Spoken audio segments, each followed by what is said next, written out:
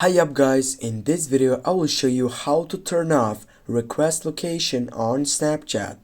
First guys, you need to go on your profile section and then you need to tap on the settings bar on your right upper side.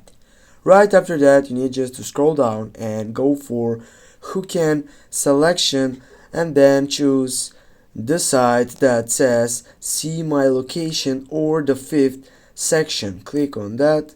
And now as you can see on the location request it is allowed or it is turned on. What we need to do is just simply go turn it off, and now with this we have turned off request location on Snapchat.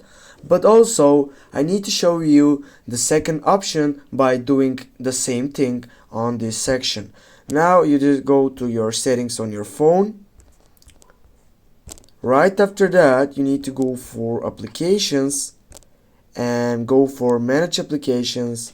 Then here you need to type for Snapchat, go for it.